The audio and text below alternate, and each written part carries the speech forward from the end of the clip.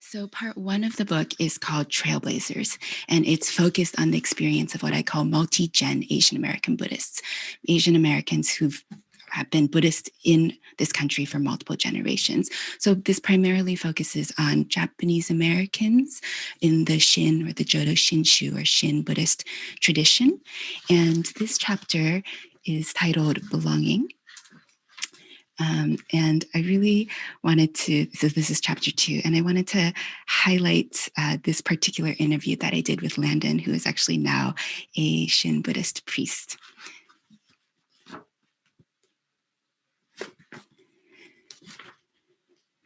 If Landon's prediction pans out and non-Japanese Americans become the primary stewards of American Shin Buddhism, would this be a sign of dilution, decline, and decay?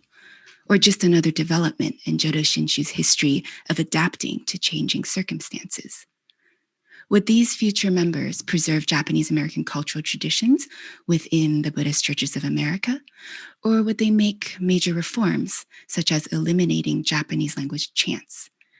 These questions encapsulate the tension Japanese American Shin Buddhists face between the ethnically specific sectarian roots of their religion and the universal nature of the BCA's mission to promote the Buddha, Dharma, and Sangha, as well as to propagate the Jodo Shinshu teachings. Long hair pulled back in a ponytail, Landon mulls over this tension. Perched on a kid-sized chair in a Sunday school classroom, he looks as relaxed as if he were lounging in his living room couch. Landon has proposed that we meet at a BCA church in the South Bay, the very church he had spurned and later returned to. As we walked past the rock garden at the temple entrance, he showed me evidence of his long history with the community, a worn but still functional bench he built in 1996 for an Eagle Scout project. It occurs to me that while Landon may not experience the backlash previous generations of Japanese Americans did, he might not be so different from the Shin Buddhist Nisei, second-generation Buddhists, or second-generation Japanese Americans, who found in their religiously sponsored organizations and activities a place where they belonged. Landon can certainly relate to a Japanese American elder of the Sansei, third generation, who attended this very temple in the 1950s and 1960s and went on to study at the Institute of Buddhist Studies, which was also where I did my master's. So he went on to study at IBS in the 1970s to become a Shin Buddhist minister. I felt at home at the Jodo Shinshu Church, Reverend Kenneth Tanaka recalls in his contribution to Dharma, Color, and Culture, New Voices in Western Buddhism. By contrast, the conservative Christian church he attended for 2 years as a child only reinforced his sense of marginalization. Today, I resist any attempt to identify Buddhism with any particular ethnic or cultural group, Reverend Tanaka emphasizes. Nonetheless, he remains indebted to the BCA for developing his confidence as a person of color and supporting him ethnically, culturally, and religiously in a way the Seventh-day Adventist church of his youth could not.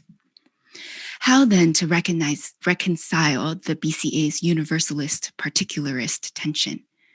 Yes, Landon had predicted that other ethnic groups would carry American Shin Buddhism forward into the next century. Yes, he raised his hackles if any Japanese Americans at church seemed unwelcoming toward members who didn't share their ethnicity. Yes, he thought religion and culture were becoming increasingly decoupled for younger Japanese American Shin Buddhists due to intermarriage and Japanese language attrition. But even Landon cannot imagine and will not condone a complete severance of the connection between Jodo Shinshu and Japanese American culture. He defends his community against complaints by Caucasians who think too much Japanese is used in Shin Buddhist services.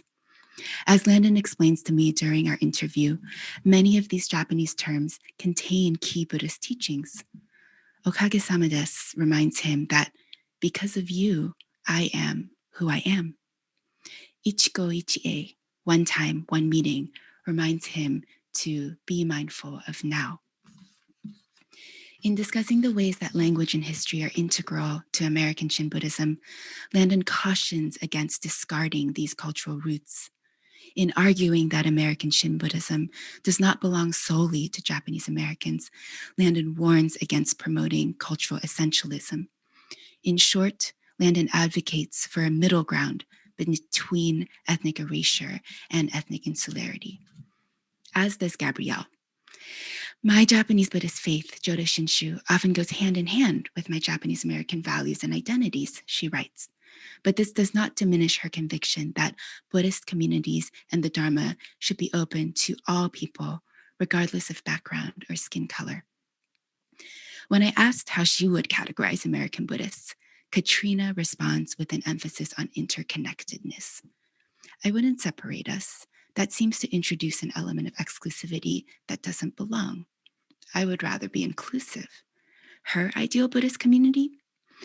A diverse group of individuals that both embraces its Asian history and looks towards its diverse future.